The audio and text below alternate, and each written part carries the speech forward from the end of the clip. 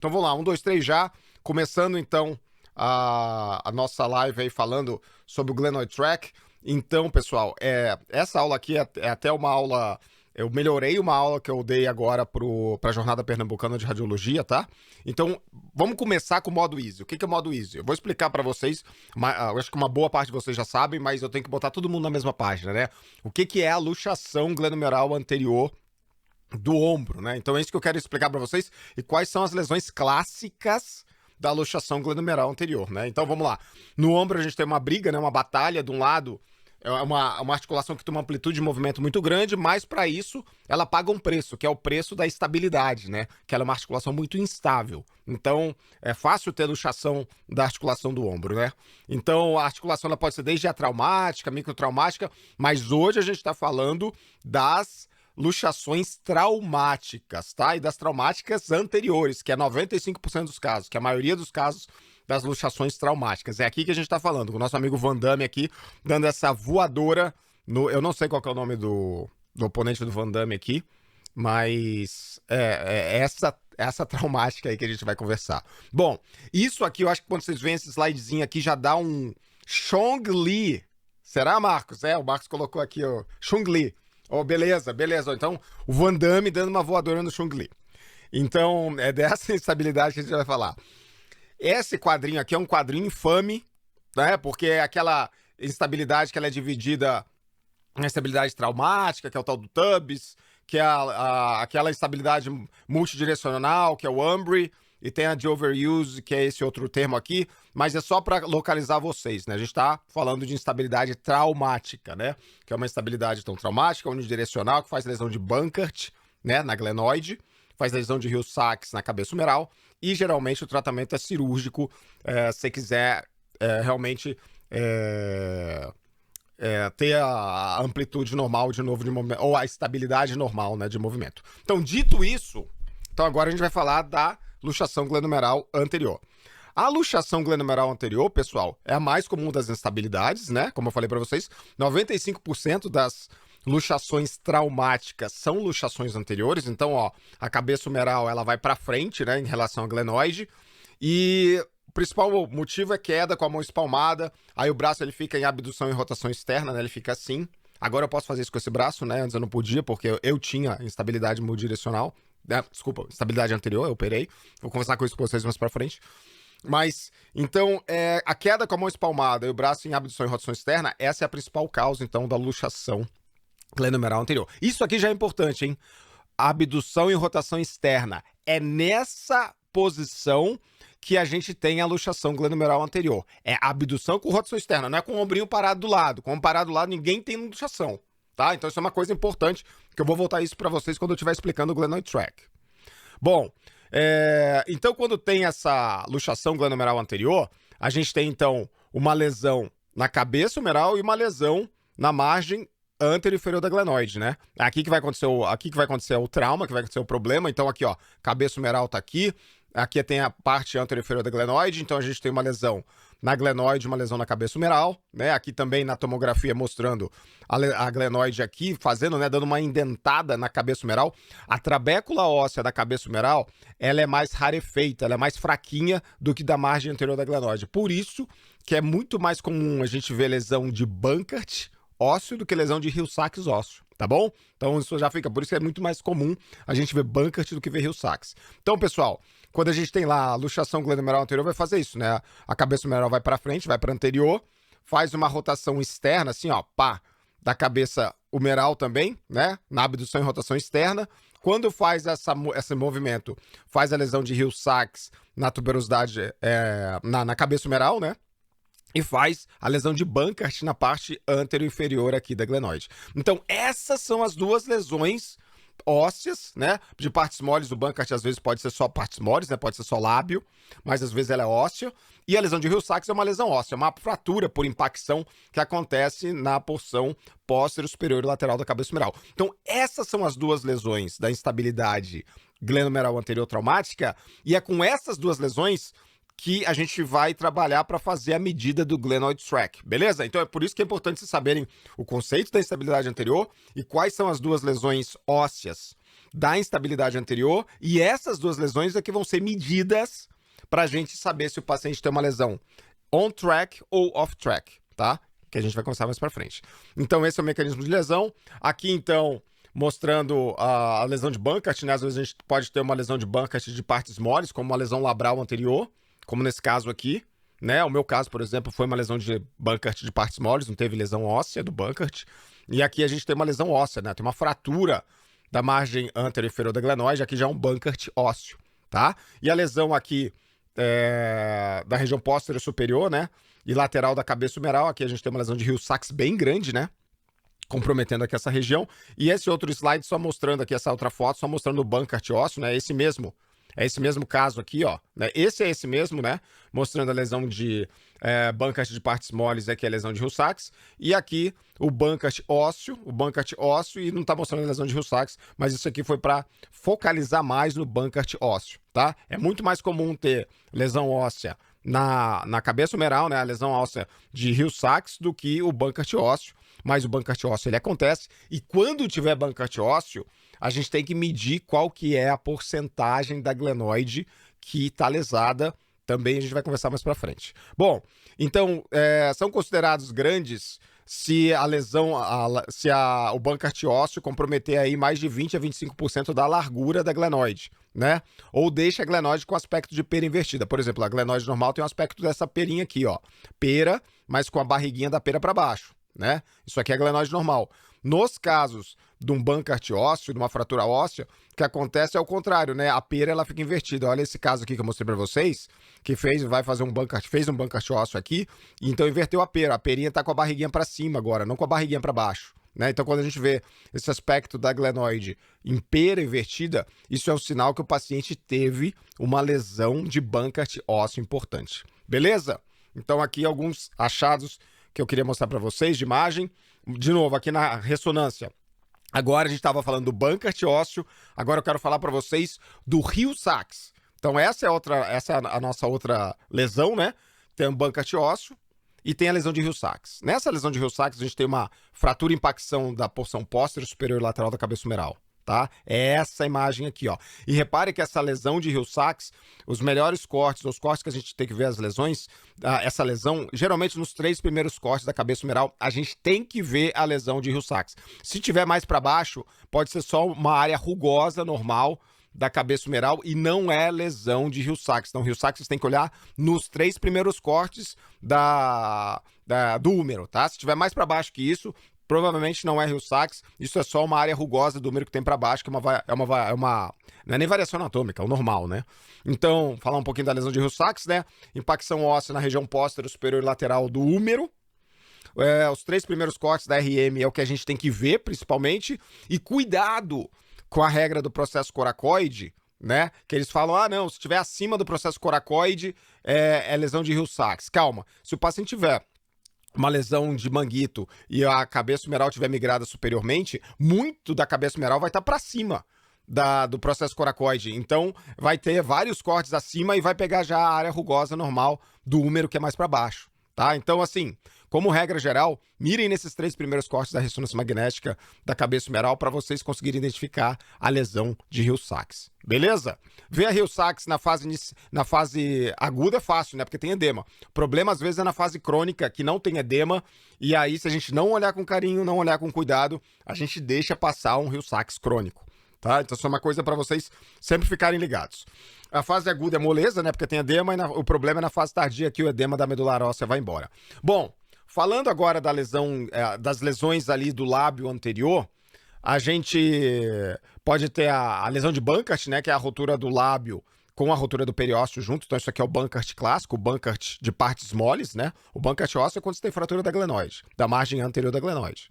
O Burkhardt de partes moles, a lesão de Burkhardt de partes moles, é quando você tem a lesão do lábio com arrancamento com rotura do periósteo também. Isso é o Burkhardt clássico, tá bom? Então isso aqui é um caso do paciente com uma luxação glenomeral anterior. Então a gente vê que aqui na região anterior, vamos lá, ó, aqui na região anterior a gente não tá vendo o lábio direito, né? Ele tá todo irregular, heterogêneo, então tem uma lesão de lábio anterior, né? Tem uma rotura de lábio anterior, a rotura de lábio anterior, que nesse caso aqui se estende desde, vai até pegando a região anterior superior, né? E vai descendo. E aqui atrás, ó, na porção mais, ó, nas porções mais superiores, aqui já tá mais para baixo, ó. A área rugosa é mais ou menos aqui, ó, nessa região. Mas repare que nesse caso, a lesão ela tá mais para cima aqui, tá indo mais para cima. Esse corte não pegou tudo. Mas aqui a gente tem, esse exame foi primariamente aqui que eu queria mostrar para vocês, para mostrar a lesão de Bankert, né? A Bankert de partes moles. Então aqui é um Bankert de partes moles, né? Uma lesão de lábio, né? Com ruptura do periósteo junto. E aqui a gente tem a parte da lesão de Hill-Sachs, que tá melhor para ver nos cortes mais superiores, tá bom? Então aqui é esse caso, né? Mostrando a lesão de partes moles, o Bankert de partes moles está mais ou menos aqui nessa região, tá? E aqui a gente tem a lesão de Hill-Sachs aqui atrás, mostrando então os dois achados clássicos, né, da luxação glenomeral. O Bankert pode ser de partes moles ou pode ser ósseo, nesse caso aqui é só de partes moles, e o Hill-Sachs, né, ele é ósseo, né? Não tem Hill-Sachs de partes moles, o Hill-Sachs é só ósseo. Tá joia? Então tá bom. Então, ó, isso daí é o básico que eu queria falar para vocês da parte, digamos assim, clássica da instabilidade glenomeral. De novo, ali na lesão de Bankert, do lábio, pode ter lesão de Pertz, pode ter Alpsa, outras lesões, mas isso não vem ao caso agora. Agora eu quero falar para vocês do glenoid tract. O que é o glenoid tract? Como é que a gente vai fazer essa medida? E então, fiquem comigo agora, que agora a gente vai entrar, o Easy Mode foi, agora é o Destroyer Mode. Vocês vão saber isso aí, vocês vão usar isso aí pra vida inteira, beleza? Deixa eu só tirar uma... eu acho que tem algum participante aqui com... que não tá mutado. Deixa eu só mutar aqui. Isso, já mutei. Beleza, então vamos lá. Destroyer Mode. Agora a gente vai falar então do glenoid tract, beleza? Então vamos lá, glenoid tract. Então, assim, o que o ortopedista quer saber, né? Por que pede o glenoid tract? Porque o glenoid tract é esse hot topic que todo ortopedista, digamos assim, é uma coisa que está na literatura ortopédica, que está na literatura radiológica. Então ele quer saber isso aí por o seguinte motivo. E aqui que está o primeiro ponto aonde eu perco vocês se vocês não prestarem atenção, que é o conceito do glenoid tract. Então fica comigo, hein? Conceito do glenoid tract. O conceito é o seguinte, resumindo, o buraco do Hill-Sachs, se ele for maior que a cobertura da glenoide que sobrou, essa é uma lesão off-track, essa é uma lesão que o paciente vai luxar de novo. Então, assim, o glenoid tract, o que ele quer saber? Esse cálculo glenoid tract, ele quer saber se o buraco ou o defeito do Hill-Sachs, ele é maior ou menor do que a cobertura efetiva da glenoide. Se o defeito do Hill-Sachs for maior do que a glenoide, esse paciente vai luxar de novo. Se o buraco da glenoide, se o defeito do Hill-Sachs for menor do que a cobertura da glenoide, não tem problema. A glenoide ela vai passar por cima do buraco e ela não vai cair no buraco, né? Porque o problema aqui é o seguinte, a glenoide ela tem que passar por cima do buraco, ela tem que passar por cima do Hill-Sachs. Se o Hill-Sachs for muito grande, ela não passa por cima, ela cai no Hill-Sachs, tá? E se ela cai no Hill-Sachs, isso aí é uma lesão, então, que o paciente, quando ela cai no Hill-Sachs, ela luxa de novo, né? Que a glenoide, ela entra de novo no defeito e o paciente luxa de novo. Então, o ortopedista, ele quer saber isso. Se o defeito do Hill-Sachs é maior ou menor do que a cobertura da glenoide. Se a cobertura da glenoide for maior do que o Hill-Sachs, beleza, isso é uma lesão on-track, isso é bom. A cirurgia é uma cirurgia menos agressiva. Se a cobertura da glenoide ela for menor do que o Hill-Sachs, aí é ruim, porque quer dizer que o buraco do Hill-Sachs é maior do que a glenoide, tá? Então a glenoide vai cair no buraco. Então, pessoal, aqui só para vocês terem uma imagem, ó. Olha, aqui a gente tem a glenoide, aqui a gente tem a cabeça humeral, aqui a gente tem a tuberosidade maior do húmero, e essa lesão aqui, ó, é uma lesão on-track. Repare que o buraco ou o defeito do Hill-Sachs aqui, ó, o defeito do Hill-Sachs, ele é menor do que a superfície articular efetiva da glenoide. Então, a glenoide está aqui, a glenoide ela passa por cima do buraco. Ela não cai no buraco, tá bom? Esse outro caso, não. Nesse aqui, a lesão ela é off-track. A glenoide, a superfície articular efetiva da glenoide, ela é menor do que o Hill-Sachs, ela é menor do que o buraco. Então, o que acontece? Quando a glenoide passa nessa região, ela cai no buraco, ela cai no defeito de Hill-Sachs. Então é isso. A lesão on-track, a glenoide é maior do que o buraco, então a glenoide ela passa por cima do buraco. Na lesão off-track, a glenoide é menor do que o buraco, é menor do que o Rio-Sachs, então ela cai no buraco, ela cai no Rio-Sachs. Quando faz isso aqui, o paciente luxa de novo. Beleza? Agora aqui é o seguinte, é a pergunta que aqui eu acho que é onde eu perco vocês de novo, que vocês têm que entender, tá? E isso aqui é importante vocês entenderem, que isso aqui é do conceito.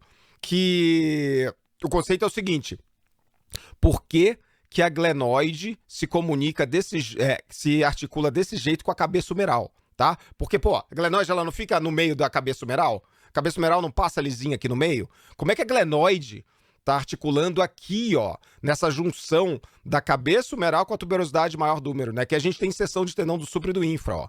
Então, isso aqui acontece porque a luxação glenomeral, lembra, ela acontece na abdução e rotação externa. Ela acontece em uma extremidade do movimento. Ela não acontece quando a cabeça humeral está paradinha. Ela acontece quando o paciente está em abdução e rotação externa. Ela acontece no limite do movimento, tá? Eu vou voltar nisso. Então, mas é por isso que a gente tem que ver, essa é que é a região que a glenoide passa na cabeça humeral quando o paciente está em abdução e rotação externa. Não é no meio, né? No meio é quando a gente está paradinho aqui, ó. Tô paradinho aqui, ó. Ó, tô fazendo assim, ó. A cabeça humeral tá passando no meio da glenoide, né? Aí não tem problema. Agora, quando eu faço isso aqui, ó, aí não. Aí a cabeça humeral, a glenoide, ela tá passando lá atrás. Ela tá passando na zebra. Eu já vou mostrar um caso disso aí pra vocês. Então, assim, ó, por que é importante saber do glenoid track? Porque isso aí ajuda no tratamento. Por exemplo, se você tem uma lesão que ela é on track, às vezes o médico ele só vai fazer um reparo de bancas. Por exemplo, no meu caso, que eu tive uma lesão, uma luxação, tive 2 luxações, a lesão era pequena, foi feito só o reparo de bancas, não precisou fazer mais nada. Por quê? Era uma lesão on-track, era uma lesão boazinha. Quando você tem lesões maiores, lesões off-track, às vezes tem que fazer também uma replinçagem, tem que colocar, tem que tapar o buraco, digamos assim, do Rio-Sachs, e tapa-se o buraco com o tendão do infraespinhal, geralmente. Vai um pedacinho do tendão infraespinhal e eles inserem, né? Eles colocam no buraco aqui do Rio-Sachs. E às vezes, quando o defeito também é muito grande, e eu vejo que muita gente não usa replinçagem, já vai direto pro Latarjet, tá? Então já vai direto pro Latarjet. No Latarjet é o seguinte, o paciente tem muita perda óssea, tem uma lesão off-track muito grande, não adianta, tem que reconstruir o osso, tem que aumentar a superfície da glenoide. Então aí tem que fazer uma cirurgia maior, uma cirurgia com osteossíntese, uma cirurgia que tem que fazer um enxerto ósseo aqui, né? Que tira geralmente aqui do processo coracoide, que é uma cirurgia bem mais agressiva, que é, uma delas é a cirurgia de Latarjet. Beleza? Então assim, lesão on track, tudo certinho, vai fazer o procedimento mais tranquilo, que é o Bankart. Uma lesão off-track já vai fazer uma cirurgia um pouco mais agressiva, né? Até chegar aí no Latarjet e suas variações. Por isso que é importante saber do glenoid track. Beleza? Então a gente já sabe o why, né? Já sabe por quê. Por que é importante. Não é modinha, mas isso ajuda o ortopedista. Então aqui, de novo, agora voltando para aquele ponto, por que diabos a glenoide se articula com a cabeça humeral desse jeito? Ela não articula no meio. E aqui é o segundo ponto que vocês têm que ficar ligados e que eu perco vocês se vocês não ficarem ligados. Geralmente, pelo que eu vejo, são esses os pontos que geralmente o colega que está assistindo o glenoid track, ele se perde. Primeiro é no conceito, né? O que é glenoid track? Como assim? Não, o conceito é esse, né? Você tem que ver se a glenoide, ela tá passando, ela tá entrando ali ela é maior ou menor do que o defeito de Rio-Sachs. Se ela for maior, ela passa por cima. Se o defeito de Rio-Sachs for maior e a glenoide for menor, ela cai no buraco e o paciente luxa, é mais fácil fazer a luxação. Esse é o conceito, tá? E aqui a outra coisa que vocês têm que entender é por que a articulação por que a glenomeral se articula desse jeito, né? Então esse é o segundo ponto que eu quero que vocês prestem bastante atenção. Então olha isso aqui, pessoal. Isso aqui é desse site aqui, Anatomy App. Reparem que quando o paciente ele fica em abdução e rotação externa, olha o que acontece. A glenoide, ela não fica no meio da cabeça humeral. Ela não fica. A cabeça humeral, ela roda e ela adquire uma posição, ó, que uma parte da glenoide fica junto da tuberosidade maior do húmero e a outra parte da glenoide fica junto dessa porção adjacente aqui da cabeça humeral, tá? E a lesão de Rio-Sachs fica nessa região aqui, ó. Então, assim, na posição de abdução e rotação externa, nessa posição, então você vai ter uma parte da glenoide que vai articular com a tuberosidade maior do húmero, que vai articular aqui com a inserção do tendão do infraespinhal e do supraespinhal, e uma parte da glenoide que vai se articular com a cabeça humeral. tá? E se você tiver uma lesão de Hill-Sachs grande aqui, maior do que a glenoide, esse paciente, quando tiver nessa posição, ele luxa de novo. Beleza? É isso aí, é essa posição aqui, ó. Essa posição aqui, ó. Tá vendo o paciente aqui? Essa posição aqui, ó. Tá? Nessa posição, olha, repare isso aqui é importante para vocês entenderem. Nessa posição é desse jeito que tá a articulação. Não é aquele mamão com açúcar com o ombro na lateral do corpo, que aí a cabeça humeral vai se articular no meio da glenoide, tá? Então, assim, se alguém não entendeu esse ponto, por favor, coloca agora no chat que eu preciso explicar para vocês de novo. Tem que entender. Isso aqui, esse ponto aqui é muito importante. Certo? Pessoal, pode colocar. Não tem, aqui essa live, eu prometi pra vocês que vocês vão entender isso aí. Então, assim, se alguém não entendeu, falou, Rodrigo, explica de novo, tá difícil. Eu não entendi tal coisa, eu não entendi um detalhe. Coloca agora aqui no chat pra mim, pra eu saber, porque eu não quero deixar hoje pedra sobre pedra, vocês vão saber isso aqui. Tá? Coloca aqui no chat, pessoal. Não tem... Tá aqui, dá todo mundo aqui dá pra aprender. Beleza? Então tá, eu vou seguir, hein? Então é importante, vocês já entenderam esse conceito. Agora, então, por exemplo, ó, olha só que legal aqui, ó, essa imagem, né? Então aqui a gente tem o paciente que fez uma luxação glenomeral prévia. Vocês estão vendo que tá faltando o lábio anterior aqui, né? Não tem o lábio. Então, uma lesão pelo menos por aqui nesse corte, parece que é uma lesão de Bankart de partes moles, não tem lesão óssea. Mas repare o tamanho aqui, ó, da lesão de Hill-Sachs que esse paciente tem, tá? Nessa imagem, você vê que a glenoide, ela se articula com a cabeça humeral, mas o ombro, ele tá em posição neutra. Quando o ombro, ele faz rotação externa e abdução, fica desse jeito aqui, ó. Ó. Fica desse jeito aqui, ó. Tá vendo aqui, ó? Olha como é que fica. Aqui é o ombro normal, tá? Na posição neutra. Aqui eu simulei uma abdução e uma rotação externa. Olha o que aconteceu com a lesão de Hill-Sachs. A lesão de Hill-Sachs, ó, ela vem aqui pra frente, porque o ombro rodou externamente e abduziu.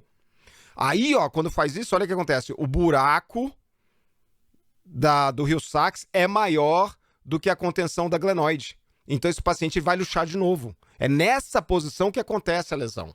É nessa posição que acontece a luxação de novo, tá? Então, assim, para vocês entenderem aonde é que acontece, como que acontece, qual que é o movimento que acontece. Por isso que vocês fazem esses cálculos. É para essa posição. Não é para quando o ombro tá paradinho, assim, bonitinho. É nessa posição que acontece o problema. E repare, pessoal, aqui, ó. Então, que é nessa posição aqui de abdução e rotação externa que acontece o problema. E repare que tem uma parte sempre posterior aqui da glenoide que ela está articulando com a tuberosidade maior do úmero, que ela está articulando aqui com o tendão do infraespinhal, tá? Essa parte aqui corresponde a 17% do tamanho da glenoide. Ela corresponde a 0,17% da glenoide, ou 17%, beleza? Isso aqui é uma constante, isso aqui é fixa. Essa porção posterior da glenoide, no paciente com abdução e rotação externa, ela vai estar sempre articulando com a tuberosidade maior do úmero. Ela não está articulando com a superfície articulada da cabeça humeral. Ela não está junto com a superfície articulada da cabeça humeral. Beleza? E é por isso que quando a gente calcula o tamanho efetivo da glenoide, a gente tem que pegar o tamanho total aqui da glenoide e multiplicar por 0,83, que é o que sobrou. Porque 0,17 está fora. Esse 0,17 não está articulando com a superfície articulada da cabeça humeral. Ela está articulando com a tuberosidade maior. Por isso que a gente tira esse 0,17. Por isso que a gente multiplica o tamanho, o diâmetro da glenoide por 0,83. Porque esse 0,17 a gente joga fora, a gente joga no lixo. Essa glenoide, ela não está articulando com a cabeça humeral, então a gente joga no lixo. A gente só quer saber o que está articulando com a cabeça humeral. Beleza? Então eu já estou explicando aqui para vocês por que quando a gente vai calcular a superfície articular efetiva da glenoide, a gente não usa todo o diâmetro da glenoide. A gente só usa 0,83 do diâmetro da glenoide. Porque 0,17 é no lixo. 0,17 articula com a tuberosidade maior do úmero. Beleza? Então esse é outro ponto interessante, esse é outro ponto legal que eu quero deixar aqui para vocês. Tá bom? Agora, eu vou usar uma analogia bem legal, né? Com a ajuda do meu grande ídolo Ayrton Senna, que é para vocês também entenderem isso daqui, tá? Na reta, né? Ou quando o ombro ele tá parado do lado do corpo, assim, quando ele tá em repouso, né? a glenoide, ela passa no meio da pista, ela passa no meio da cabeça humeral, tá? A lesão de Hill-Sachs tá lá no canto, tá lá no canto, tá lá perto da tuberosidade maior do úmero, não tá no meio da cabeça humeral, óbvio, né? Então, quando o paciente ele tá com o ombro paradinho, tipo, ele tá ali anatômico, ele tá na reta, né? A glenoide está no meio da superfície articular da cabeça humeral, tá? Mas o que acontece? Quando a gente vai para extremidade ou para digamos assim, pro ponto de maior limite, pro ponto de maior movimento, ali chegando no máximo que a gente consegue do movimento, o que acontece é isso aqui, ó. O carro tá na zebra, o carro tá fazendo a curva, a glenoide tá fazendo a curva ali na cabeça humeral e tá pegando junto a zebra, que é a tuberosidade maior do úmero, tá bom? Então isso aqui, ó, isso aqui é a representação da glenoide passando na abdução e rotação externa, passando em cima da cabeça humeral, beleza? Uma parte dela, 0,17, passa na zebra. Esse 0,17 aqui passa na tuberosidade maior do úmero. Esse que sobrou aqui, ó, da glenoide, isso vai passar na superfície articular da cabeça humeral. Então, é esse 0,83, por isso que a gente multiplica, né? A gente pega o tamanho todo da glenoide e multiplica por 0,83, porque é essa medida que a gente quer. Essa zebra, isso não vale pra gente, isso não conta, tá? Porque isso aqui tá passando na tuberosidade maior. Então, por exemplo, você tem um Hill-Sachs aqui, ó. Então, o Hill-Sachs, ele tá na cabeça humeral. Repara que esse Hill-Sachs aqui, ó, ele é menor do que a superfície articular que sobrou da glenoide. Então, essa lesão é uma lesão on track. Por quê? Porque a glenoide, ela tá maior do que o limite aqui da lesão de Hill-Sachs. E tanto o tamanho da glenoide quanto o tamanho do Hill-Sachs, a gente começa a medir aqui, ó, desse ponto que termina a tuberosidade maior do úmero, tá? Então é daqui até aqui que a gente mede o Hill-Sachs. Aí eu acho que aqui vocês já repararam, ó, mas tem asfalto aqui ainda, ó. Rodrigo, tem asfalto aqui, ó. Esse asfalto, pessoal, é a tal da ponte óssea. Às vezes o Hill-Sachs, ele chega até a tuberosidade maior do úmero. Mas às vezes o Hill-Sachs, ele termina um pouquinho antes da tuberosidade maior do úmero e fica uma pontezinha óssea. E quando a gente vai calcular a medida do Hill-Sachs, a gente tem que pegar tanto o Hill-Sachs quanto esse pedacinho da ponte óssea que sobrou. O que a gente está mirando é o início da tuberosidade maior do úmero. O que a gente está mirando é o início da inserção do tendão do ínfero-espinhal na tuberosidade maior do úmero. Por isso que às vezes a gente tem uma ponte óssea junto que a gente precisa medir. Porque o Hill-Sachs, ele não termina diretamente nessa limitação com a tuberosidade maior. O Hill-Sachs, às vezes, ele é um pouco mais medial e aí sobra essa pontezinha óssea aqui, beleza? Quanto mais medial o Hill-Sachs, né, mais ele vai chegar para perto do tamanho da glenoide. E às vezes ele é mais medial e sobra essa ponte óssea que a gente tem que medir junto. Joia? Então, assim, ó, esse slide aqui é o slide que vocês têm que entender. Então, e é do Senna, o slide do Senna que vocês têm que entender. Esse slide aqui é um slide que vocês devem entender para a gente continuar. Aqui só umas... O Atu tá na área, né? Atu, aquele abraço, meu amigo. Tamo junto aí no ASS. Aí ele aqui só o Rodrigo pra salvar a gente do On Track of Track. Pô, você é muito humilde, cara. Você é muito... eu não tenho palavras aí pra agradecer toda a tua amizade aí, tá bom? O iPad do Lorenzo aqui, ó, colocou assim, vamos lá. A lesão de Hill-Sachs necessariamente precisa ser maior do que a glenoide para luxar? E se ela for bem medial, não vai luxar igual? Respondi, né, Lorenzo? Eu acho que eu respondi você agora nessa, né? Pode sim, se a lesão do Hill-Sachs ela for mais medial, pode luxar, pode ter uma ponte óssea, né? E porque o importante é quanto mais medial for a lesão de Hill-Sachs, né? Porque a medida termina aqui, né? A medida termina aqui, independente de onde começou o Hill-Sachs. O que importa é onde termina o Hill-Sachs, aqui na porção mais medial, né? Que vai, digamos, medial que vai chegando mais pro meio da pista, né? Então, é isso aí que a gente precisa saber. Beleza? Então, beleza, ó. Com isso daqui, a gente vai passar agora para mais uns exemplos que eu vou dar para vocês, tá bom? Então, segura lá, respira fundo, tá? Até agora, calma aí. Vamos, pessoal, tem 170 pessoas aí na live. Pô, bom demais. Coloca aí, vocês estão entendendo? Coloca sim. Eu quero ver se vocês estão entendendo, só para eu ter um feedback e para eu respirar um pouco aqui. Porque eu preciso do feedback de vocês. Eu preciso porque isso daqui é uma coisa que você começa a falar e e você entra numa loucura aqui e aí, às vezes, eu fico, pô, será que o pessoal pegou tudo, tá pegando mesmo? Então tá, olha, eu tô falando, eu não quero que ninguém, quem não tá entendendo, por favor, fale, hein? Porque o que não tá entendendo de um, não tá entendendo do outro. O André Gomes colocou, fala André, um abração, meu querido. Vamos lá, a Aline colocou aqui, ó. Essa ponte óssea é a parte óssea que sobe entre o rio Sacos e a tuberosidade maior? Isso aí, Aline. A ponte óssea é a parte que sobra entre o rio Sacos e a tuberosidade maior. Às vezes tem ponte óssea. Às vezes o rio Sacos ele começa junto da tuberosidade maior. Então isso é uma coisa que eu quero tirar essa dúvida com vocês, que foi várias perguntas, vários colegas me fizeram essa pergunta da ponte óssea. Às vezes ela existe, às vezes ela não existe. Às vezes o rio Sacos ele tá coladinho na tuberosidade maior e não tem ponte óssea, tá bom? Então isso aí é uma coisa que eu já quero deixar claro aí para vocês. A ponte óssea não é obrigatória. Às vezes existe, às vezes não existe. Beleza, então vamos lá. Seguindo, né? Então assim, vamos lá. Agora, como é que faz então o cálculo, né? Para ver o glenoid tract, né? Então, pessoal, para fazer o cálculo para ver a glenoid tract, o que a gente precisa? A gente precisa achar uma imagem aqui, olha essa imagem aqui. Uma imagem no plano sagital, tá? Que a gente vai conseguir ver a margem inferior e a margem posterior da glenoide. E a gente vai traçar um círculo. Vai fazer um círculo aqui nessa imagem sagital, bem aqui, ó. Essa imagem ela tem que pegar bem o começo da glenoide aqui, ó. Ela tem que estar nesse plano aqui, ó. Ela tem que estar o sagital, desculpa, o coronal. O coronal, desculpa, o sagital mesmo. O sagital ele tem que estar bem nesse plano aqui, ó. Ele tem que estar paralelo aqui, ó, ao início da glenoide óssea, tá? Então você vai pegar um corte que vai pegar bem a tampa da glenoide, né? Como a gente diria, vai pegar bem a tampa da glenoide. E aí nessa tampa da glenoide você vai ter essa imagem aqui. Nessa imagem que você está pegando a tampa da glenoide, você vai fazer um círculo.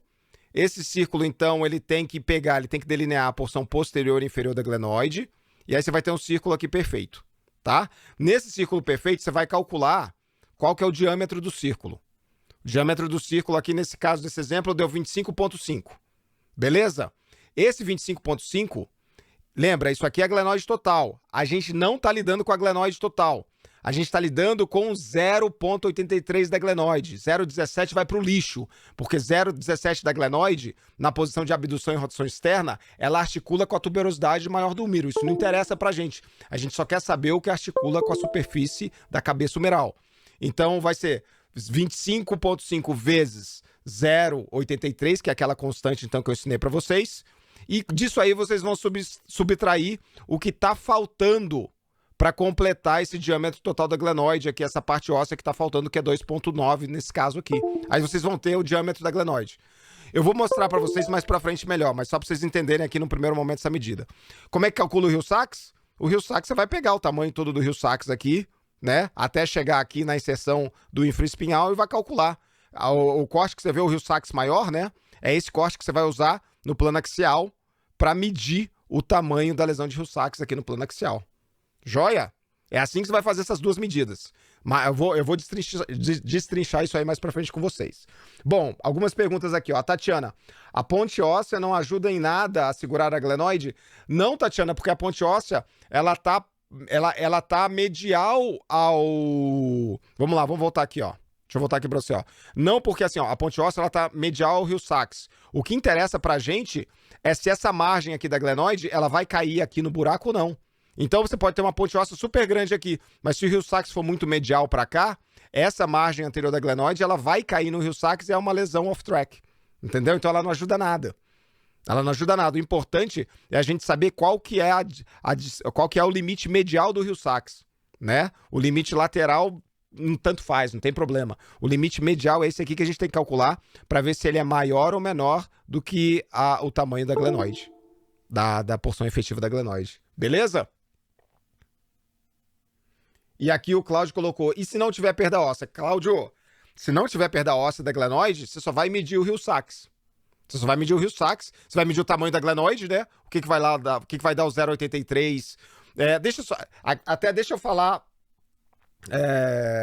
O HS colocou aqui, Rodrigo, você fala em profundidade do rio Sacks no laudo? Falo sim. Calculo os 3 planos e dou a profundidade também. Mas, só voltando aqui no assunto do Cláudio aqui, se não tiver perda óssea, Cláudio, boa parte das vezes não tem perda óssea da glenoide, tá bom? O que tem é lesão de partes móveis da glenoide. E o que você tem é o Hill-Sachs. Então você vai fazer esse cálculo do 0,83 efetivo aqui da glenoide e você vai subtrair do Hill-Sachs para ver se é menor ou menor, para ver qual que é maior, se é o Hill-Sachs ou o que sobrou, ou a parte da glenoide aqui, o 0,83. Dito isso, essa é outra coisa, essa é outra dúvida que todo mundo tem, e ninguém fala em aula, é o seguinte: na maioria das vezes, quando você faz um círculo perfeito passando aqui na glenoide, dificilmente a glenoide ela mede todo esse tamanho aqui. Sempre tem um pouco de... A glenoide sempre termina um pouco antes do diâmetro perfeito aqui, tá? Então você sempre vai subtrair alguma coisinha. Então, assim, não fica estressado ou não fica louco se você fazer um diâmetro perfeito da glenoide lá e você vê que tá faltando um pouco de osso anterior. É normal. É difícil, a glenoide aqui ela não é redonda aqui embaixo, isso é uma aproximação. Então você sempre vai ter alguma coisinha para subtrair aqui, mesmo nos casos que você tem um bucket de partes moles sem lesão óssea, praticamente sempre você vai ter alguma coisinha para subtrair de osso ainda anterior. Entendeu? Por quê? Porque a glenoide ela não é redondinha assim. Ela é um pouquinho achatada, ela é um pouquinho acinturada. Então sempre fica faltando um pouquinho de osso aqui na frente. Joia? Então, beleza. Ó, vamos lá. Olha lá. Vai subtrair de 5 a 10%? Não entendi. Então, Alberto, esse que é o negócio. Vai subtrair. Vai subtrair, não tem o que fazer. Isso aqui vai tirar, ó. Isso aqui vai... Por exemplo, aqui vai tirar. Aqui é um paciente que eu acho que teve uma luxação. Mas tem caso que a gente vê no dia a dia que não tem perda óssea, mas não é completa não é completa o tamanho. Você sempre tem um pouquinho aqui que você vai subtrair dessa medida. O que você vai colocar no teu laudo é que não tem fratura da glenoide. Né? Não tem bucket ósseo, só tem bucket de partes moles. É isso que você vai colocar. Você não vai falar que tem perda de 10, 15%, porque não tem fratura. Você não vai colocar que tem perda óssea. Você só vai fazer as medidas do glenoid track para ver se tá on track, off track, mas você não coloca que tem perda óssea. Por quê? Porque não tem fratura. Tá?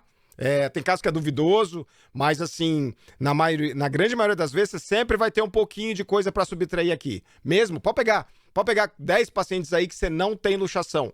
Todos os 10 não vai dar um diâmetro perfeito. Sempre vai ter um pouquinho aqui que você vai precisar subtrair. Tá bom? Aqui a Ana Carolina colocou. Você costuma pedir para complementar com TC?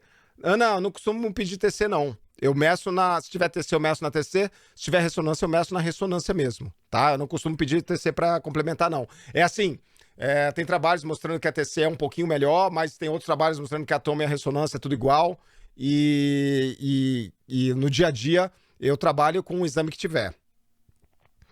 A Elora colocou aqui, oi Elora, tudo bom? Mas daí você mede e subtrai, meço e subtraio.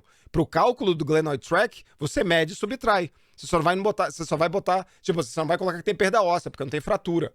Mas para calcular eu vou subtrair. Se a glenoide ela não é uma circunferência perfeita toda aqui na frente, eu vou ter que tirar o que não tem, né? Porque não é uma, porque senão eu vou tá mentindo no tamanho efetivo da glenoide.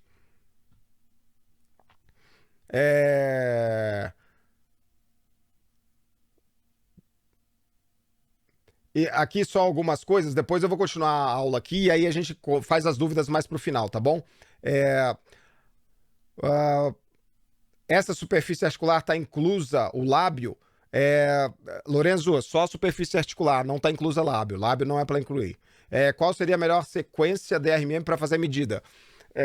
Hugo, tanto o T2 com saturação ou o T1 no sagital, se tiver, os dois são bons, sabe? Às vezes eu vejo, tem hora que eu gosto de fazer mais em um, agora tem hora que eu faço mais em outro, depende de qual tá me mostrando mais as margens ósseas da glenoide, tá? Não tenho uma preferência assim, eu vou nos exames e eu vejo qual que eu sinto mais a vontade de fazer o cálculo. O Paulo aqui colocou, os ortopedistas daqui dizem que preferem a tomografia para estimar a perda óssea. Como calcular a quantidade de osso que ele vai precisar no enxerto? Bom, Paulo, eu também acho, a toma é melhor para calcular a perda óssea, né? Mas se tiver a ressonância e for feita a ressonância, a gente mede na ressonância. Eu não peço tomo para fazer essa medida. Se o ortopedista quiser, ele pede a tomo depois para conferir a medida e tudo, ainda mais hoje que os convênios eles estão achatando a gente cada vez mais. Então, eu faço a medida com o exame que tiver. Aqui se colocar a indicação apenas instabilidade glenomeral e não pedir glenoid track, você coloca as medidas mesmo assim? Coloco sim, Ana. Se tiver luxação glenomeral anterior, se eu ver que tem, eu coloco se ela é on track ou off track. Independente se é crônica, se é aguda, se pediu no laudo, se não pediu no laudo, eu coloco em todo mundo se eu faço cálculo para todo mundo.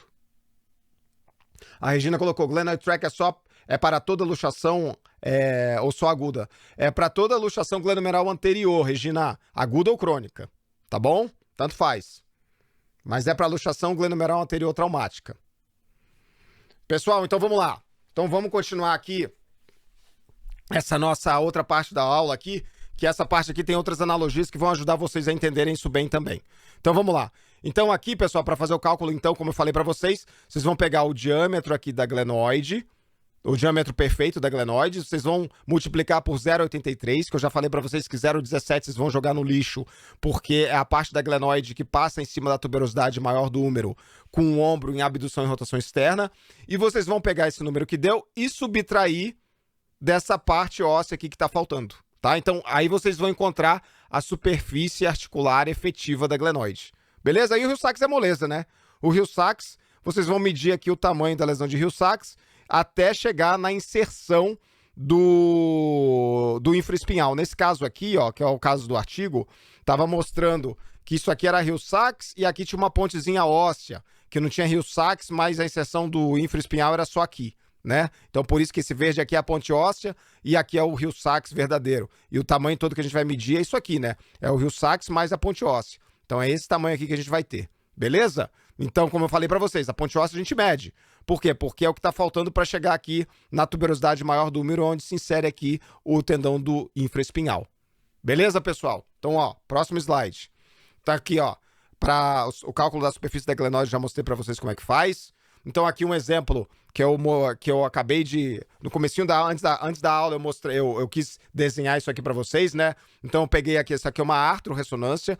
Então, olha só, onde eu peguei, onde que tá o plano, né? No axial aqui, onde é que tá o plano que eu escolhi aqui no sagital para fazer a medida. Então, aqui a gente tem a porção posterior da glenoide, a porção inferior da glenoide.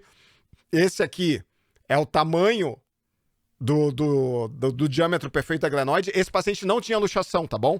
E esse daqui eu fiz só pra mostrar, ó, que sempre tem uma perdazinha, sempre tem, nunca é o diâmetro perfeito, sempre falta um pouquinho pra completar esse diâmetro perfeito.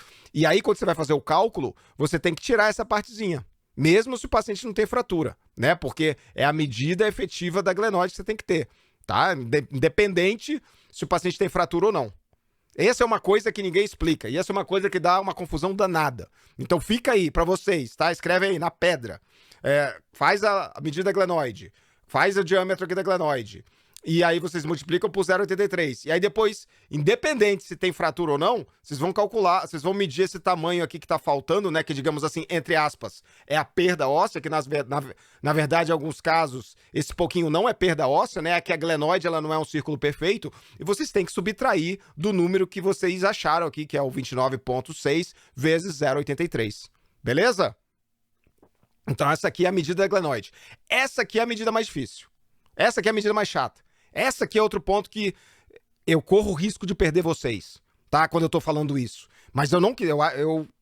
Eu tô falando, eu tô repetindo pra vocês entenderem isso aí, e eu tô deixando as dúvidas que ninguém fala. Que é essa daí que a glenoide não é perfeita e que sempre falta um pouquinho de osso aqui, mesmo em caso que não tenha fratura. Bom, e agora como é que faz o cálculo do Hill-Sachs, né? Moleza, então pega o tamanho lá do Hill-Sachs no plano axial, aonde ele é maior, né? Se tiver uma ponte óssea junto, você mede a ponte óssea junto. Às vezes eu vejo que nos artigos essa tal de ponte óssea, ela é meio forçada para todo mundo, porque todo mundo quer achar a ponte óssea, né? E o pessoal acha que a ponte óssea sempre tem que existir. Não, não sempre. Ela não tem que existir sempre. Às vezes, o Hill-Sachs é colado na tuberosidade maior do úmero. Ele é colado na inserção do infraespinhal. Então, nesses casos aí não vai ter ponte óssea, vai ser só o Hill-Sachs mesmo, tá bom? Então, também fica com isso aí na cabeça. Então, assim, ó, momento zen. Calma aí, só a Loura me perguntou aqui antes do momento zen. Desculpa a insistência, mas você subtrai o valor que falta aqui, depois de multiplicar, então, o diâmetro perfeito por 0,83. Isso mesmo, Elora, isso mesmo. Vamos pegar o diâmetro perfeito e vou multiplicar por 0,83. Depois eu subtraio o valor que falta para completar esse diâmetro perfeito. E aí eu vou ter a superfície articular efetiva da glenoide. Aí eu vou ver se essa superfície articular efetiva da glenoide ela é maior ou ela é menor do que o meu Hill-Sachs. Se ela for menor que o Hill-Sachs, então é uma lesão off-track. Se ela for maior do que o Hill-Sachs, então é uma lesão on-track, porque a glenoide passa por cima do Hill-Sachs, né? Ela não cai no buraco.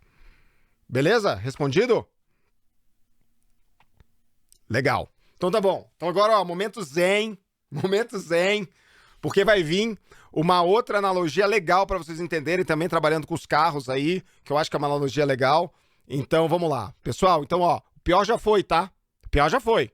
Se vocês entenderam até aqui, agora pra frente é só ladeira abaixo, é só coisa boa. Então vamos lá. Bom, então eu vou usar outra analogia do carro aqui para explicar, para fazer isso aí, essa analogia com vocês. Mas o meu carro é esse Uberzinho aqui, ó. Não é essa Ferrari, né? Hã? Não é essa Ferrari, ó, é meu Uberzinho aqui. Então vamos lá, vou explicar para vocês a analogia de novo, mostrando então a rua. Então aqui a gente tem ó, a rua, deixa eu só ver aqui se tem alguém com o... Calma aí. Deixa eu pedir para o pessoal mutar. Deixa eu mutar, ó. Isso, tá mutado, todo mundo tá mutado. Então vamos lá. Pessoal, então aqui, ó, tá o meu carrozinho aqui. Então, ó, esse carro aqui, esse meu Uber aqui, ó, é a superfície articular da glenoide, beleza? Aqui, ó, a rua é a superfície articular da cabeça humeral, tá? Mesma coisa, analogia parecida lá com o carro de Fórmula 1 na pista. Só que agora aqui eu tô fazendo no dia a dia. Aqui eu tô fazendo na cidade. Então, o que que acontece? Quando eu tenho aqui a superfície articular glenoide e a da cabeça humeral, né? Então, na calçada aqui, de um lado, a gente tem a tuberosidade maior com o tendão do infra, e na calçada do outro lado, a gente tem, né, o tendão do subescapular e a tuberosidade menor do húmero. Beleza? Então, olha só. Então, a calçada desse lado aqui, a porção posterior, né, o tendão do infra, e a calçada anterior aqui, ou do outro lado, que é da direita, o do subescapular e a cabeça humeral aqui. Então, de novo, o carro tá andando no meio da pista, o ombro tá parado lá do corpo, só tá fazendo assim, né? Então, o carro tá no meio da pista, ele tá no meio da cabeça humeral. A glenoide tá no meio da cabeça humeral, ela não tá aonde fica a lesão de Hill-Sachs, que é aqui nessa região, né? Perto do tendão do infraespinhal. Então, vamos lá. Esquece o subescapular, né? Porque a luxação glenomeral anterior, quando a gente faz a abdução e rotação externa, o que que acontece? A glenoide, ela fica perto da tuberosidade maior, ela fica perto aqui do infraespinhal. Então a gente vai usar para cá, né? A mesma coisa. Então vamos pro lado aqui, ó, de novo. O que que tá acontecendo aqui? O carro aqui, ele tá subindo na calçada. Então a superfície articular da glenoide, com o ombro em rotação externa e abdução, parte do carro ele sobe na calçada, parte do carro ele passa em cima da tuberosidade maior do húmero, parte do carro passa em cima do tendão do infraespinhal, né? Então, esse aqui é o diâmetro, é o diâmetro perfeito da glenoide, né? Só que a gente só tem que usar esse aqui, né? Que é o 0,83, porque 0,17 passa em cima da calçada, passa em cima do tendão do infraespinhal na tuberosidade maior do húmero. Então, repare que o carro anda com parte na calçada e é por isso que a gente tem que multiplicar o diâmetro, né, da glenoide por 0,83, porque 0,17 passa em cima da calçada. Mesma coisa, mesma analogia da zebra. Então, aqui a gente tem, de novo, ó, a lesão de Hill-Sachs. Então, a lesão de Hill-Sachs aqui, um buraco na pista, né? E repare que às vezes pode ter esse buraco na pista, ele não fica colado na calçada, às vezes pode ter um pedaço da rua entre o buraco e a calçada, né? E isso aqui é a nossa ponte óssea. Às vezes tem ponte óssea, às vezes não. Às vezes o buraco, ele encosta na calçada. Às vezes o buraco, ele não encosta e faz ponte óssea. Aí depende de um caso para o outro. Então, de novo, essa aqui é a medida do Hill-Sachs com a ponte óssea. E essa aqui é a medida da glenoide nesse caso. Nesse caso aqui é uma lesão on-track, né? O carro, ele passa por cima do buraco. Ele não cai no buraco. Beleza? Agora, nesse caso, o buraco é maior.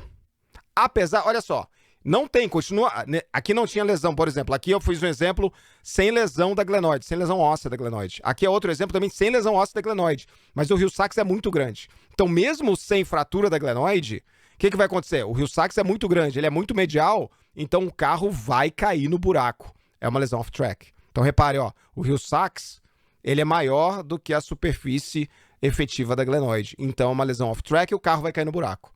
Agora, nesse caso, ó, o buraco da glenoide, o buraco do Hill-Sachs é pequeno, é menor do que o outro, né? Aqui, ó, é menor.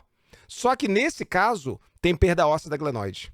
Se tem perda óssea da glenoide, aí mesmo o Hill-Sachs sendo pequeno, o carro ele ainda pode cair no buraco, porque, olha só, o tamanho, né, da lesão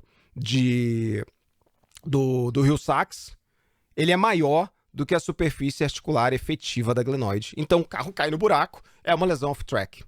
Beleza? Então, assim, de novo, usando a analogia do carro, da calçada, da ponte óssea que sobrou aqui, para mostrar para vocês de novo que a lesão ela pode ser off-track de vários jeitos. Às vezes o Hill-Sachs é grande, às vezes o Hill-Sachs não é tão grande assim, mas você tem uma perda óssea da glenoide grande.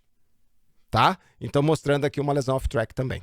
Então, revisando, né, isso aí, mais uma vez, o diâmetro total da glenoide é esse daqui, mas a gente só usa essa parte que é o 0,83, porque 0,17 passa em cima da calçada, passa na tuberosidade maior, passa em cima do tendão da inserção do tendão do infraespinhal, e o defeito de Hill-Sachs, a gente não calcula só o defeito, a gente calcula o defeito mais a ponte óssea até chegar à calçada, né, até chegar à tuberosidade maior. Às vezes não tem ponte óssea, às vezes o defeito está colado na calçada, está colado na tuberosidade menor.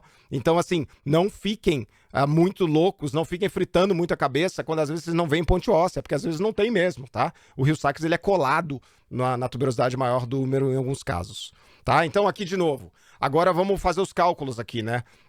Esse aqui era um daqueles pacientes da literatura. Aqui só para mostrar, pessoal, ó. Esse daqui era um caso que você tinha aqui, ó, o Hill-Sachs. E aqui, essa partezinha aqui é uma ponte óssea, ó. Tá? Então, assim, o meu tamanho todo do Hill-Sachs aqui, ele vem daqui, o defeito ósseo vem daqui até aqui, ó. Então ele vai pegar essa partezinha aqui que é ponte óssea e mais esse aqui que é o defeito de Hill-Sachs, tá? Então aqui é um Hill-Sachs com ponte óssea. Eu mediria toda essa parte aqui. Essa parte azul, mais essa partezinha que tá faltando aqui, ó, para inserção do infraespinhal. Tudo isso aqui seria o meu defeito nesse caso, tá? Que não é esse aqui. Esse aqui é um outro caso que eu quero fazer as medidas para vocês, né? Então aqui o diâmetro útil da glenoide nesse paciente foi 25,5 vezes 0,83, deu 21,16, né? E o tamanho aqui... Desculpa, deu 21,16, vamos lá. 25,5 vezes 0,83 deu 21,16 milímetros, certo?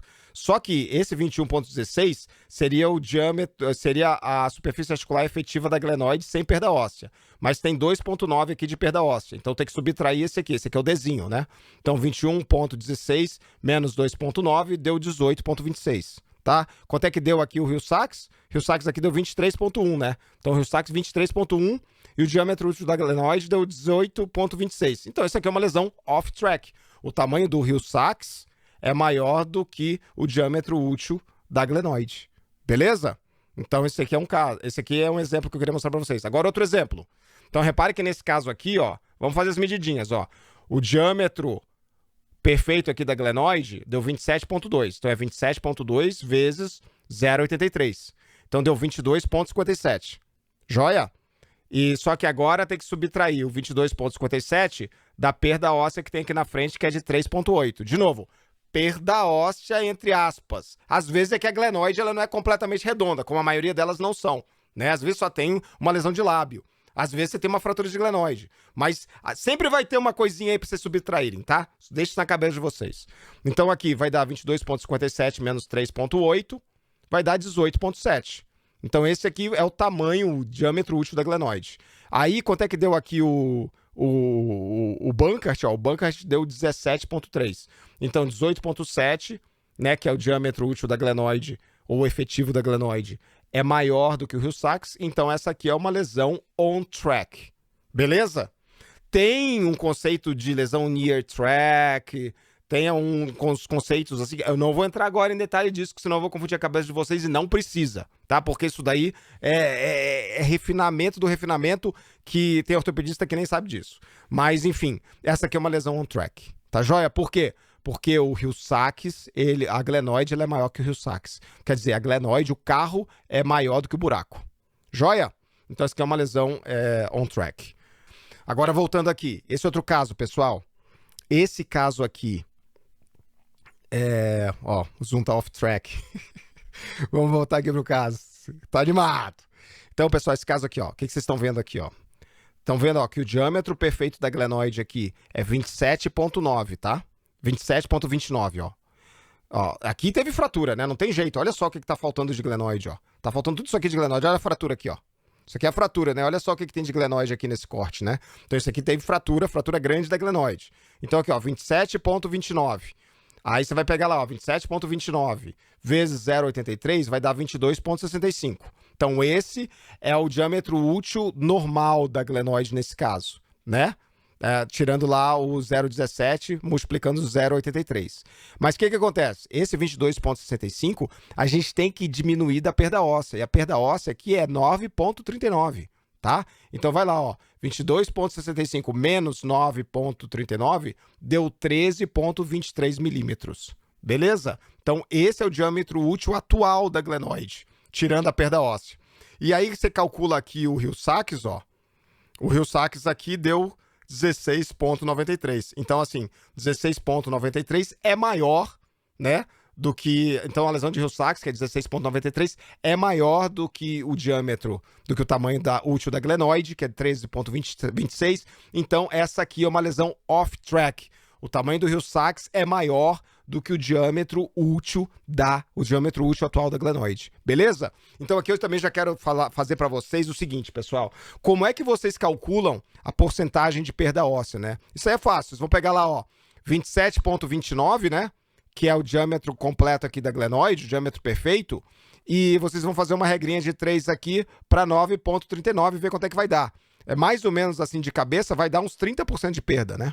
Vai dar uns 30% de perda. Se vocês pegarem aí e fizerem a regra de 3, o 29,27 e o 9,39, vai dar mais ou menos aí, tipo, deixa eu fazer a continha aqui para vocês. Então, deixa eu fazer a conta aqui. 9,39 vezes 100 divididos por 27,29. Ó, deu 35% mais ou menos de perda óssea, tá? Então, é assim que vocês vão colocar. Vocês vão colocar, olha, nesse caso, tem uma perda óssea da glenoide de cerca de 35% da glenoide, tá? E vocês vão falar isso para o ortopedista. O ortopedista, ele quer saber isso. Ele quer saber qual que é a porcentagem de perda da glenoide. É importante. Então, quando tem fratura da glenoide, tem que colocar isso aí no laudo. O Caio que colocou se a perda óssea não é em cima da área útil. Caio, até onde eu sei, isso é uma dúvida que sempre tem. Se eu não me engano, a perda óssea é em cima do diâmetro total da glenoide. Tá? Não é só da área útil, não. O Jamil aqui colocou, ó. Você estava falando do conceito do near track quando caiu. Por favor, volte nessa parte. Não, Jamil, o que eu estava falando do conceito do near track é que é um refinamento. Eu não sei se é refinamento, eu não sei se é uma perfumaria, eu não sei se é uma coisa uma modinha, tá? Que lesões que elas são on track, mas elas são muito próximas do off track, eles chamam de lesão near track. E aí essas lesões near track, se você tiver uma lesão near track num atleta, por exemplo, de contato, mesmo ela sendo on track, o ortopedista ele tende a fazer uma cirurgia mais agressiva, tipo um Latarjet, para reconstruir melhor aumentar a superfície da glenoide, porque mesmo esse paciente sendo on track, ele tem uma chance maior de luxação, tá bom? Então o conceito do near track é isso, são lesões on track que são muito próximas do limite do off track, que dependendo do estilo de vida do paciente, o médico ele acaba fazendo, em vez só de uma cirurgia de Bankert, ele vai fazer uma cirurgia mais agressiva, tipo um Latarjet, para reconstruir mais ali a glenoide e dar mais estabilidade para esse paciente. Isso é a base do conceito do near track, tá?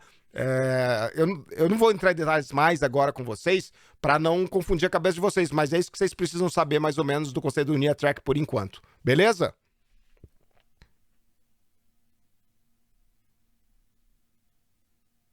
Isso aí, Alex, é isso mesmo, Alex. O ortopedista ele valoriza muito os sinais clínicos. Quando ele vê que o paciente ele tem mesmo uma lesão on track, mas o cara é lutador de jiu-jitsu, o cara faz judô, o cara joga tênis, alguma coisa assim, eles têm uma tendência a fazer uma overcorrection. Eles têm uma tendência a corrigir um pouco a mais porque sabe da necessidade desse paciente, tá bom? Isso daí é uma coisa que vários congressos de ortopedia eu já fui, vários colegas de ortopedia que eu já conversei, e eles trabalham desse jeito. Eles falam, ó, aqui até cabia um Bankart, mas esse paciente é muito ativo, ele faz luta, ele faz não sei o quê, então a gente já vai fazer um Latarjet porque a gente sabe que nesses casos a chance de luxar é bem maior.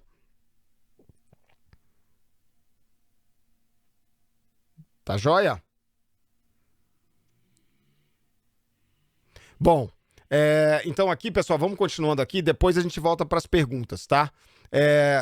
Então, cuidado com a técnica para obter a imagem sagital perfeita da glenoide, né? Vocês têm que sempre arrumar para ver se está fazendo o tangenciamento aqui da glenoide para conseguir uma imagem boa, né?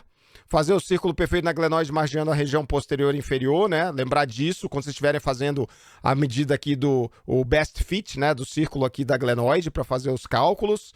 E usar a imagem axial onde a lesão de Hill-Sachs é maior para calcular a lesão de Hill-Sachs, tá bom, pessoal? Essas são umas dicas, então, que eu tenho para dar para vocês. E repare que nesse caso aqui, ó, a gente só tem Hill-Sachs, né? Não consigo ver ponte óssea aqui. Para mim isso tudo aqui é Hill-Sachs, não tem ponte. Então, uma outra dica que eu quero deixar para vocês é essa aqui, ó. Tá na dúvida? A ponte que se exploda, tá? Você tá na dúvida é porque a ponte é mínima. Então, mira lá o Hill-Sachs, vê se ele tá chegando ali junto da inserção do infraespinhal, tá? Mas tá na dúvida, a ponte que se exploda. Porque se tá na dúvida é porque a ponte é mínima ou não tem. Não é obrigatório ter ponte óssea em todos os casos, tá? Uma boa parte dos casos a gente não encontra ponte óssea. E aqui, só para mostrar um caso, esse aqui é um caso de um amigo de vocês, bem conhecido por vocês, que estava jogando, lesou a primeira vez nadando borbo no treino de natação, pegado. Aliás, ele trocou o plantão da obstetrícia, quando ele era acadêmico, para fazer o treino da natação, e aí ele luxou, nadando borbo, tá? E aí teve uma primeira luxação. Aí depois, 20 e poucos anos depois, a esposa dele gosta muito de jogar pádel. E ela fica pressionando o cara pra jogar pádel, e esse cara, ele sabe que o segredo da felicidade é a mulher dele feliz. É isso, ponto. O resto a gente manda bala, né? Então ele foi jogar pádel. E quando ele jogou pádel, ele foi fazer um backhand no pádel, e aí ele luxou o ombro pela segunda vez. Quando ele luxou o ombro pela segunda vez, ele já caiu no chão, dando uma piruleta lá, já sabia que ia operar. O pessoal todo do pádel não entendia, falava, não, eu te conheço um fisioterapeuta, você vai ficar bom. E aí, mas ele operou. Mas essa aqui é a ressonância magnética desse amigo de vocês no momento dessa segunda luxação, né? Então a gente vê aqui que ele tem uma lesão do lábio aqui de partes moles, né? Não tem fratura da margem anterior da glenoide, é só uma lesão de Bankart de partes moles. E junto disso ele tem um Hill-Sachs aqui, ó. Ele tem um Hill-Sachs aqui, ó. Esse Hill-Sachs, eu mediria ele aqui, ó. Tá? Aqui se ficaria a medida do meu Hill-Sachs nesse caso, tá?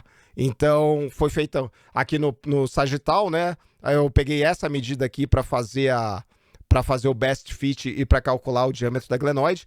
Calculando o diâmetro da glenoide, eu acabei pegando o T1, né? Mas dava para pegar também aquele T2 de saturação. Calculando aqui o diâmetro da glenoide, deu uma lesão on track, né? 31,5 vezes 0,83 menos 2,7, então deu uns 20 e poucos milímetros. E o tamanho do Hill-Sachs aqui deu 16 milímetros, então era uma lesão on track. Beleza? Então foi feito só uma cirurgia de Bankart. E hoje ele tá bem pra caramba. Hoje ele tá mexendo o ombro, vai pra academia, vida normal. Tá? Então, esse caso aqui foi uma lesão on track, que foi feito só uma reconstrução, um Bankart, né? E o paciente, ele tá muito bem, obrigado, né? Então, eu acho que esse era o último caso aqui que eu tinha para mostrar para vocês. Deixa eu só ver aqui se tem mais alguma coisa, que aí depois a gente vai para as perguntas. Então, assim, últimas coisas que eu quero deixar para vocês. Conheça o método do Glenoid Track, tá? Você conhece, você tem que saber, você tem que entender o método, você tem que entender por que é feito, é isso que eu quis mostrar para vocês hoje. Veja como os ortopedistas usam, né? Às vezes na tua cidade, os ortopedistas eles querem todas as medidas, às vezes eles só querem saber se a lesão é on track, off track, e se tem a porcentagem da perda óssea. Aqui eu converso com os ortopedistas aqui de Curitiba, eles querem saber isso. É on track, off track e qual que é a perda óssea. Tá? Mas todas as medidas. Todas as medidas estiverem, tá bom. Mas o que mais importante para mim é isso. Eu conversei com vários ortopedistas antes de fazer essa aula para vocês e o que eles me passaram foi isso, tá? E não é difícil depois que a gente entende. Vocês viram que não é difícil. Não é difícil. E outra coisa, ficou na dúvida, 1 milímetrozinho para lá, 1 milímetrozinho para cá? Come on, cara. Tipo assim, é uma lesão, é uma medida aproximada. O ortopedista tem o exame físico, o ortopedista tem as coisas dele para fazer também. Então, assim, essa é uma coisa que eu queria deixar claro para vocês. Pessoal, outra coisa que eu queria falar para vocês é o seguinte. Antes da gente abrir para pergunta também, vamos fazer o seguinte, vamos abrir agora para pergunta. Eu quero falar de um produto, do produto que eu vou colocar agora, que eu vou lançar, mas eu vou falar depois de abrir para pergunta aqui. Não vou abrir não para a gente não perder o fluxo da aula, que tá muito legal e que eu acho que, assim, alguém não entendeu? Alguém não entendeu? Eu quero saber isso. Se alguém não entendeu, me fala que eu volto no ponto. Tá? Aqui, deixa eu colocar aqui, ó. Agora vamos, ó. Pessoal, então isso aí foi uma parte da aula. Agora vamos para as perguntas, que é outra parte legal pra caramba aqui, né? O Daniel... Fala, Daniel. Daniel colocou aqui, a medida do Hill-Sachs, você faz apenas no plano axial? Ó, Daniel, no laudo eu coloco a medida nos 3 planos, né?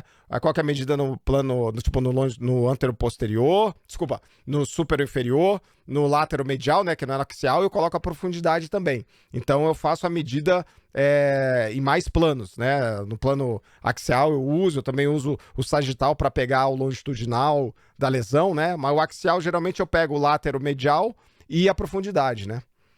Quais as referências para localizar a ponte óssea?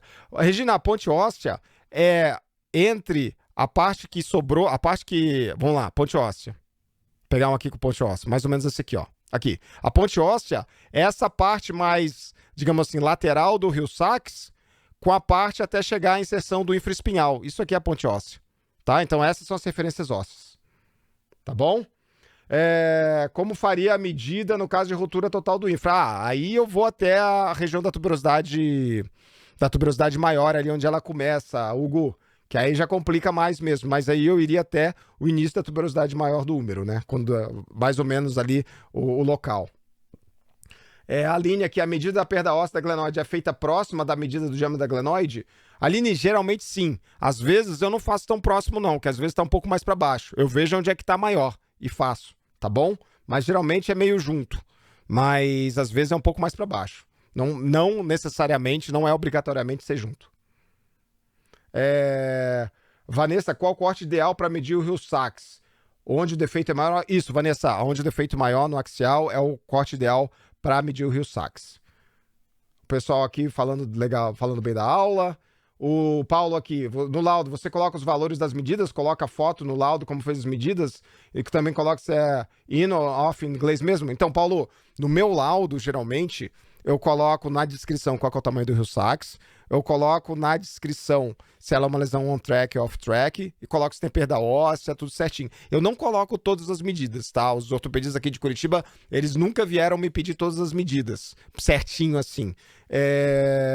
Eu não coloco foto de como eu fiz as medidas, tá? E eu coloco on-track, off-track em inglês mesmo, tá bom? Mas isso muda muito de cidade para cidade, de grupo para grupo. Eu sei que tem colegas aqui que o laudo deles é super descritivo, eles colocam todas as medidas que eu falei, eles têm uma linhazinha para colocar cada medida para entregar no laudo, tá? Mas isso aí é uma coisa que você vai ter que ver no teu meio. O pessoal aqui agradecendo, muito obrigado. Conseguiu ser melhor que a aula da jornada, viu, Tassiano? Eu melhorei a aula da jornada. Porque na jornada só tinha 15 minutos, né? Aqui eu já tô falando faz 1 hora. Mas aqui o Luiz perguntou, né? Como é que fica a descrição no laudo de forma prática? A descrição no laudo de forma prática, Luiz, fica lá. Sinais de luxação glenomeral anterior, com lesão de bunker e Hill-Sachs. Segundo as medidas do glenoid tract, isso é uma lesão on-track ou off-track. A perda óssea da glenoide encontra-se próxima ou é do valor de cerca de 25%.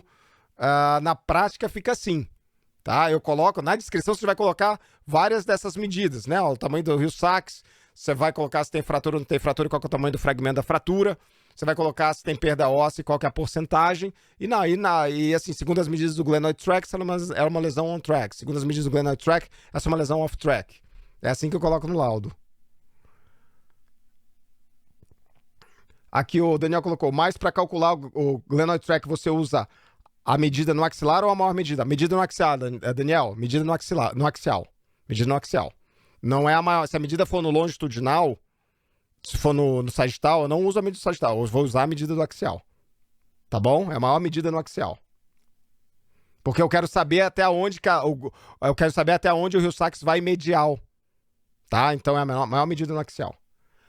O Paulo aqui, você fala sobre os percentuais de perda da circunferência da cabeça humeral e da glenoide, além do glenoid tract. Então, Paulo, eu coloco o percentual de perda da glenoide com relação àquele diâmetro. E com relação à circunferência, não. Mas eu faço o diâmetro, eu faço aquela regrinha de 3 para ver quanto que está faltando, e aí eu coloco a porcentagem.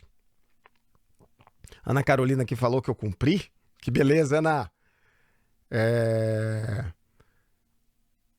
Aqui, o pessoal agradecendo, tal, tarará. Aqui o Caio colocou, ó, aquele Hill-Sachs bem profundo, quase um buraco. Você concorda que o mesmo diâmetro lateromedial subestima o real tamanho da lesão?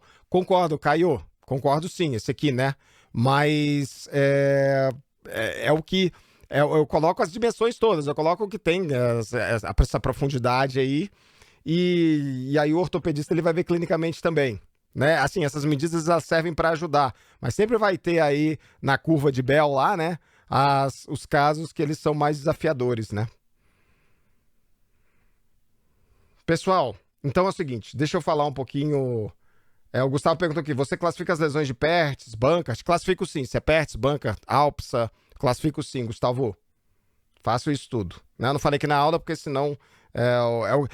deixa eu falar uma coisa pra vocês. Um dos grandes problemas de aula de Glenoid Track é que o pessoal fica falando muito de Bankart, Pertz, Alpsa e não sei o quê. Quando chega no Glenoid Track, vocês já estão com a cabeça frita. E aí não sobra pro Glenoid Track. A Natália que perguntou, na medida do Hill-Sachs, no axial, inclui a medida da ponte óssea? Natália, se tiver ponte óssea, inclui medida. Se não tiver ponte óssea, ou você tá muito na dúvida, é essa dica aqui que eu te dou, ó. Beleza? Mas assim, procure a ponte. Mas fique sabendo que tem casos que você não vai achar a ponte. Ou a ponte é muito pequenininha. Tá? Beleza. Pessoal, então assim, ó, deixa eu falar um pouquinho pra vocês do produto que... A repercussão foi muito boa.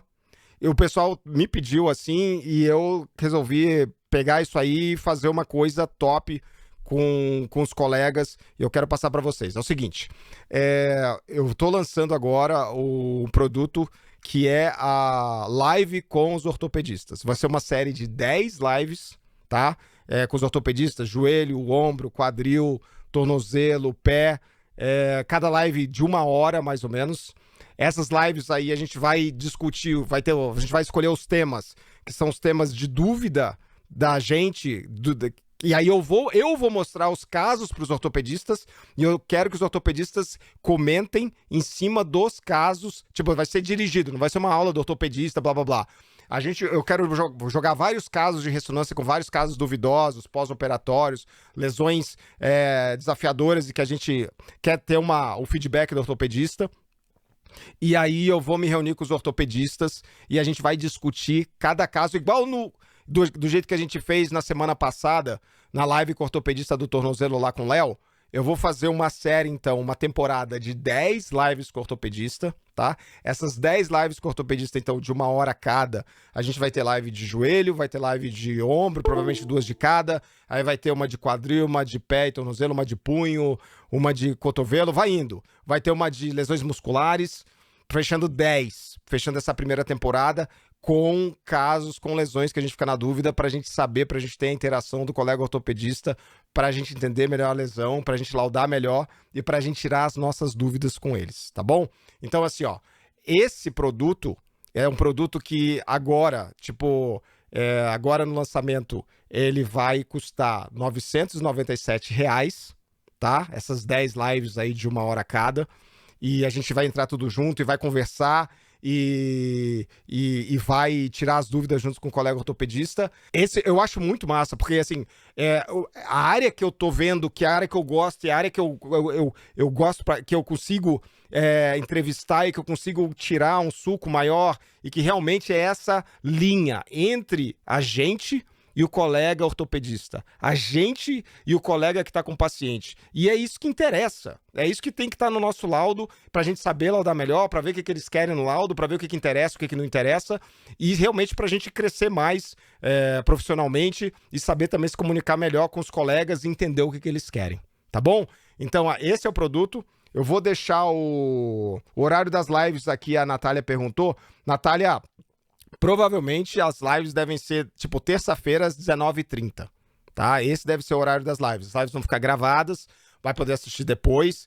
As perguntas também referente às aulas das lives também podem ser enviadas antes. A gente vai passar os temas e aí pode ser enviado antes. E aí também o colega, a gente fala pro colega debater, né? Esses temas quando o colega não puder participar. E assim, é só colega top, é só colega médico de faculdade, professor de universidade, ou quem já tem muita experiência na parte clínica, é só um pessoal de confiança. E assim, é uma coisa que tá em outro patamar isso aí, eu acho, que a gente não tem isso no dia a dia, essa correlação, e aí eu vou fazer isso aí, tá? Me perguntaram aqui quando é que vai ficar gravado, quando é que começa? A intenção é começar final de setembro, as lives. Eu já estou conversando com os colegas. Como adquirir? Eu vou... Aqui o Arthur colocou aqui. Bora se inscrever, turma. Não existe produto dessa qualidade com interação com os ortopedistas. Por menos de $200 eu tô dentro, tá bem. Vamos fazer interação com o Arthur também. Arthur, tu é monstro, Arthur. Mas deixa eu colocar aqui, deixa eu só pegar aqui que eu vou colocar o link para vocês, tá? Deixa eu colocar o link aqui para vocês.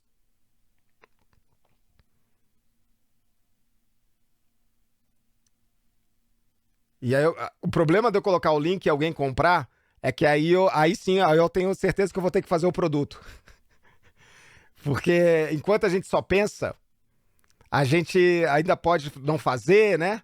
Mas quando a gente coloca aqui e alguém compra, aí a gente tem certeza. Então tá aí, ó. Eu coloquei o link aí do produto, tá? Então só lembrando de novo, vai ser top. É coisa que pega desde o colega que tá começando até o cara que é top, o colega que é top, que quer tirar dúvidas, assim, dúvidas tops, que não consegue às vezes tirar no dia a dia. Então tá aí. Já tá aberto para inscrições. E vai estar esse valor de 997. Eu vou ver até quando esse valor vai ficar, mas ele deve ficar por pouco tempo. E aí depois o preço desse curso o preço dessas lives com o ortopedista, essas 10, é 1.497. Esse é o preço cheio, tá bom? Eu tenho que remunerar os ortopedistas também, e aí o buraco é mais embaixo também. Então, mas por enquanto, nesse lançamento, é 997. Tá joia, pessoal? Então, assim, um produto. O Gustavo colocou aqui, belíssimo produto. Gustavo, é uma coisa que cara, é para acrescentar. É uma coisa que realmente, assim, é pra gente. É de cara com a Gabi? Não tem lá, cara a cara com a Gabi? É cara a cara com o Rorô, sei lá, com o Rodrigo. É cara a cara com o Rodrigo. Vou mudar o nome. Cara a cara com o Rodrigo. Vai ser o nome do produto, né? Aí a gente vai entrevistar os ortopedistas e ver que escolher doenças e casos que a gente tem sempre dúvida e perguntar para eles qual que é a posição deles, como é que pode, o que é que eles querem no laudo e como é que a gente pode ajudar, né? Tá joia? Então, ó, pessoal, o negócio é o seguinte. Eu vou enviar para o WhatsApp o curso também. As aulas vão ficar gravadas e as lives vão ficar disponíveis a temporada eu tô decidindo quanto tempo, mas vai ficar no mínimo 6 meses, tá? Disponíveis as lives, que são 10 lives de 1 hora, até um pouco mais, né, do que 1 hora, porque eu falo 1 hora, mas aí a gente vai se estendendo nas perguntas e a gente só acaba a live quando terminar as perguntas. Joia, pessoal? Mais alguma pergunta? Todo mundo entendeu, né? Vamos fazer o seguinte, para. Não sai mais ninguém, não. Vamos tirar uma foto? aquela foto lá pra eu colocar nas redes sociais, porque tem que fazer isso, porque eu tenho que mostrar o meu trabalho. Porque se eu não mostrar o trabalho, aí ninguém vai... Se eu não mostro o trabalho, ninguém vai, como é que se diz? Saber que tem e aí a gente precisa crescer, né? Deixa eu só tirar aqui parar de... Como é que é? Stop share. Ok. Parei aqui. Deixa eu colocar aqui o pessoal todo, quem der pra colocar. Ó, e outra coisa, quem puder me marcar na rede social, tipo Rodrigo Aguiar Radiologia, falando da aula, que a aula foi legal. Se a aula ajudou vocês. Se a aula ajudou vocês. Se vocês puderem marcar, colocar lá, pô, Rodrigo, pô, aula legal, tarará, pra divulgar mesmo, porque eu tô falando isso, eu faço do coração pra vocês, mas o marketing ele tem que existir pra mais pessoas saberem e pra gente poder crescer também, tá bom? Então, se vocês puderem abrir as câmeras aí, a gente vai fazer uma foto do pessoal todo aí. E... Pô, o problema tem 94 pessoas, mas só tem... chegou a 175 na live, tá? Tem 94 pessoas, mas só tem 40 quadradinhos, né? Então, assim, ó, se alguém de vocês não sair na foto, vocês não vão ficar bravos comigo, não, tá? Aí essa conta é do Zoom, tá? Então, ó, eu vou falar 1, 2, 3 e a gente dá aquela risada. Aquele sorriso, né? Risada também, eu vou pensar que é comédia. Vamos lá. 1, 2, 3. Ih, calma aí que eu não fiquei bem. De novo. Calma aí. Vamos lá. Eu tenho que... 1, 2, 3. Aê, pessoal. Essa ficou boa, hein? Muito bom. Muito bom. Pessoal, muito obrigado por tudo. Muito obrigado pela participação. Eu agradeço demais aí o tempo que vocês passaram comigo. Eu sei que vocês têm mais coisa para fazer. Então, uma coisa que eu valorizo muito é vocês dedicarem um tempo aí da gente ficar junto. E eu espero que isso tenha acrescentado aí para vocês. Tá bom? Ó, o Gustavo falou que já fez a compra aqui, 997. Então agora eu vou ter que fazer a live, né? Não tem jeito. Agora eu vou ter que... O projeto vai ter que rodar. Agora não tem jeito, né? Ó, um abraço bem grande para vocês, tá? Tudo de bom mesmo. Felicidades. E vamos que vamos. Grande abraço, pessoal. Tchau, tchau.